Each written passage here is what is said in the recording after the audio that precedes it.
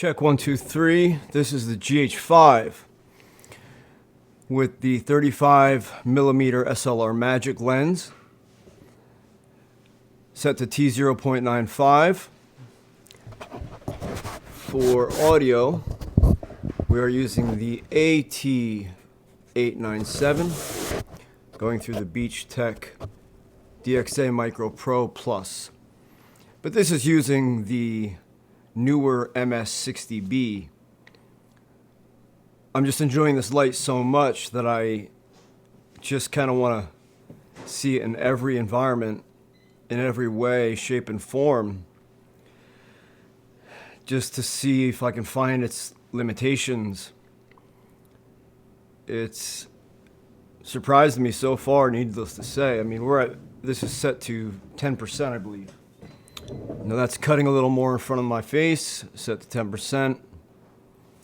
You can see the shadows in the background. Let's get those background lights off. Now with the background lights off, we're still set to 10%. Key light is at 10%. This is without the grid. On the GH5 in Vlog, shooting in Vlog. Now let's say we want to get even closer, softer light. That's moving the light even closer to my face. We're very overexposed right now.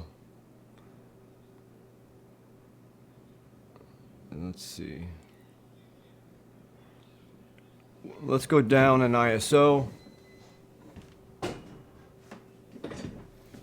All right, we are currently down to 400 on the ISO. So this is 400, the base native ISO for the GH5 and Vlog, 500. I have the key light just barely an arm's length away. The light is pointed right there, is about the center of the light.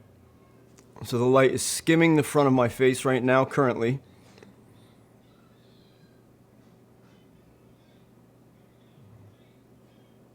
I could turn it more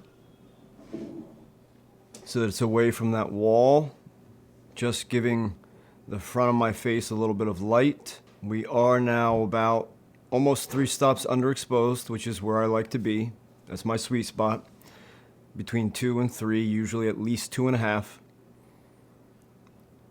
But it's still spilling light all over the place because there's no grid on it. It's technically a softbox. It's a 20-inch octabox, so this is a softbox. So it's really still just pouring light all over the place. But this is the only light on in the room. There's no additional ambient light. Now I've pulled the light back quite far, about 2 arms length away. How's that light look on the face? Probably shows off a little bit more of my wrinkles. I do not have the light very high. I still have it pointed down towards the table rather than towards me. Now the light is directed more towards my face rather than the table. I can't believe I only paid $76 for this light. And I mean, if y'all are looking for like a cheap but like budget friendly light that's not gonna look ghetto, you can't beat this thing. $76 for the light itself, plus $30 for the softbox, for a 20-inch softbox. I've got $76 into this light. And it came with a DC power cable, and it came with an MPF power plate, and a Bowens mount adapter. I mean, what more do you want for $100? I guarantee you can find this combination for $100 on Amazon when they're on sale.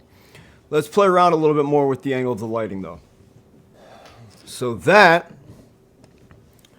is a little bit more of a content creation style photography. I've got the key light pointed right towards the microphone at me. It is literally pointed right at the microphone. And the microphone, I'll pull down the wind muff. There's the wind muff. So it is pointed right at the microphone. So what does that do to the shadows on my face? What does that do to the lighting on my face? Remember, we are set to T0.95. So these SLR Magic lenses, they're not super sharp. They're not meant to be. They're not made to be sharp at T095. And that's what I love about them. That is one of the greatest reasons that I love these SLR Magic lenses. Now this is called the Hyper Prime Cine 2, but I also have a bunch of the Hyper Primes. Let's play around a little bit more. It's even a little further back. We're still again at ISO, base native ISO for the GH5 in Vlog is 400. Wish these people would stop calling me, but it's my own fault for not turning my phone off. So what does that do to the image as we compare all these different looks? Again, we're still talking a softbox, so our background is still pretty lit. It's there. But if I can find out where I put the grid for this thing, which I just got yesterday. Alright, now that is what just adding the grid does to the lighting. Pull this down a full stop. We're still ISO at 400, but we are now down 3 full stops underexposed. And that's just adding the grid, not touching anything else, not adding anything else. Now let's just see what that look is like if we turn up the key light just a little bit, rather than adjust the ISO.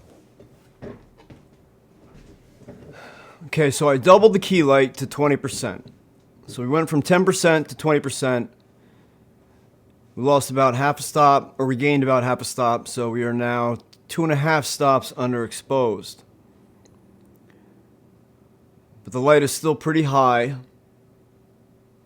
What's it doing to my eyes? You see the shadow lines on my face?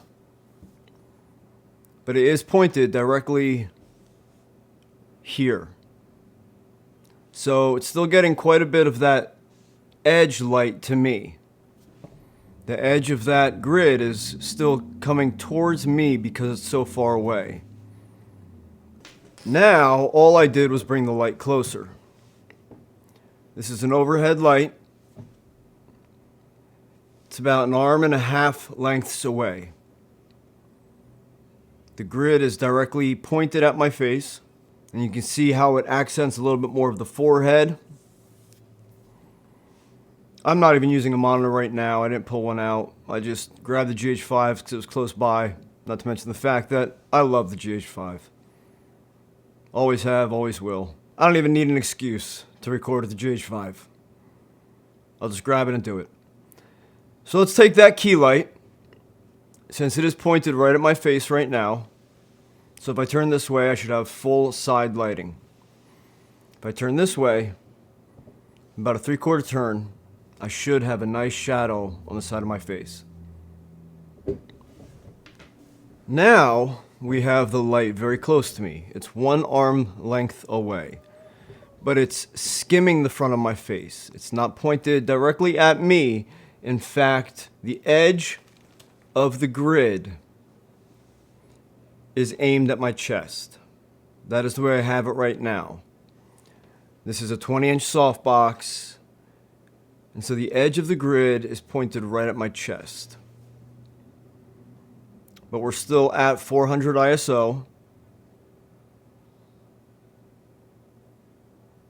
Notice the difference on my face. Coloration changes as well, and I think that's one of the biggest parts that surprises people, especially when it comes to the tones of skin. How skin tones can change just under minor differences in lighting. Now, right now, I have the light very close to me. It is just out of frame. But I also went down to 10%.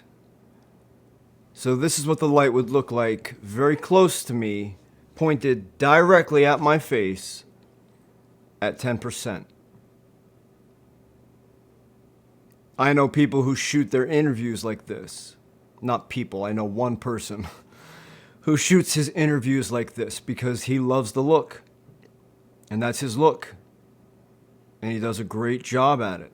He still makes everything look So cinematic, but beautiful.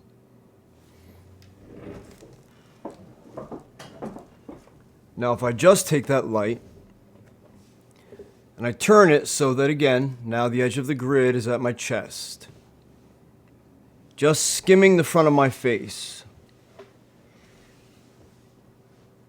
barely giving my face much light, just what's spilling off. Because again, the grid is directed in front of me. But this is how you're going to get your background to darken up.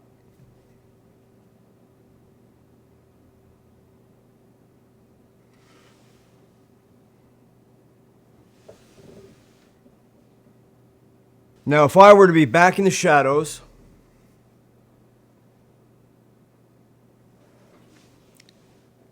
and then come forward like an interrogation,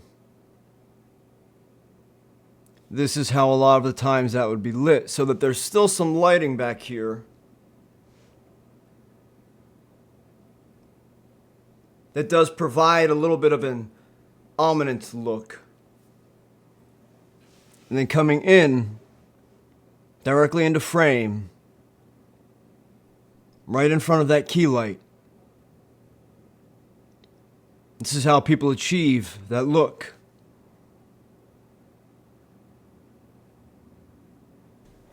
Now I have upped the key light to 20%.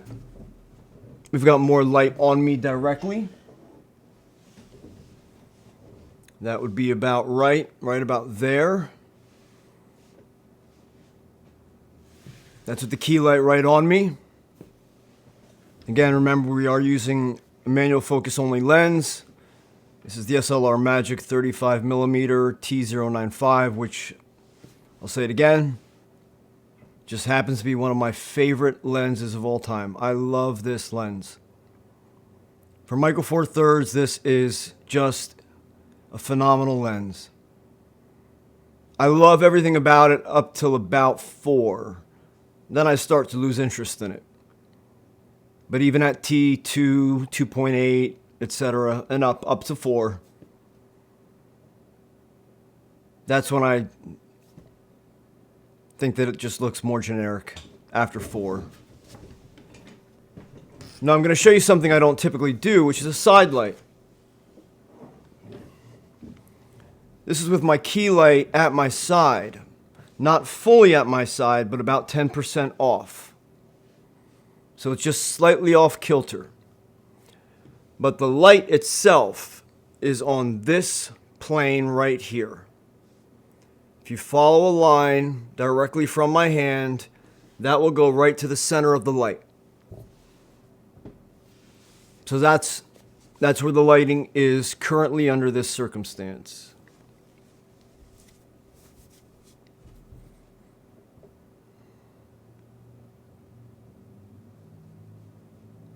Getting to know your lights, getting to know the shadows and the way that they accentuate skin tones and all of these different things. Getting to know your lights is more important than getting the latest and greatest 12K camera. Sure, that Pixis 12K is going to look amazing in the right hands.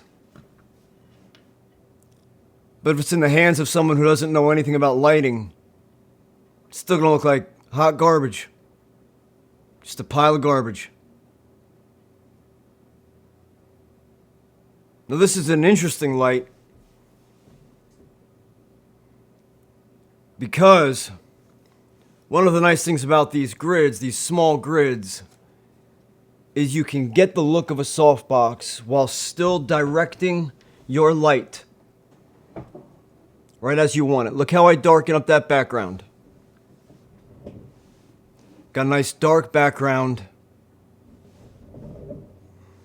I've got light to the face. I'm still in my sweet spot of being underexposed.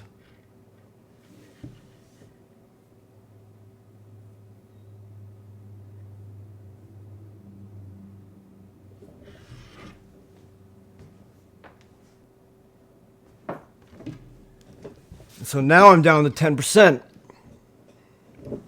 That last shot was at 20%. This is 10%.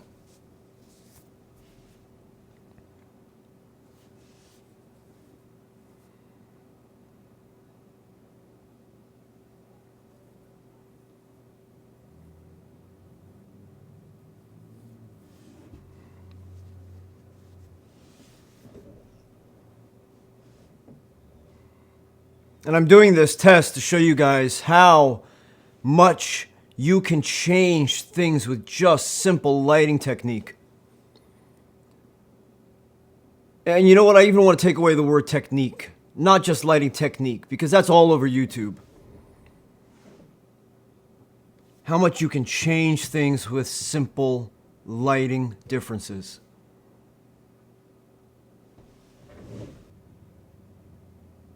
So knowing your lights is more important than getting that next best camera that you've been saving up for.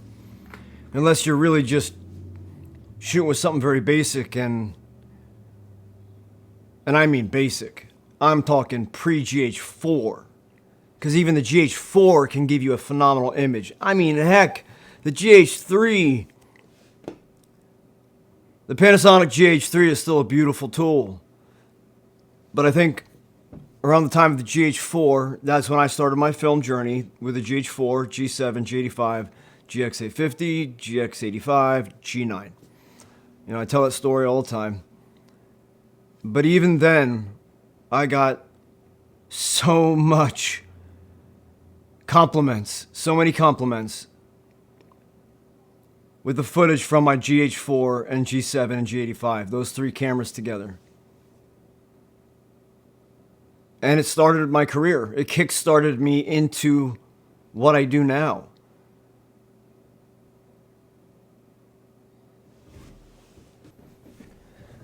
But now there's a nice direct light, normal, common.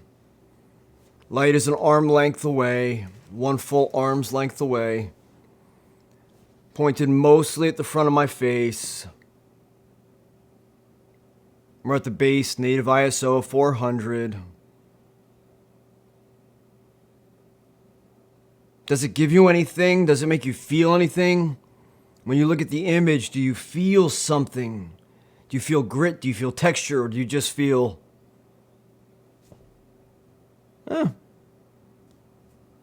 that's a lit scene. And look at my background. One cool thing that you can start to do is learn how to set apart your background and get half dark, half light from behind the character.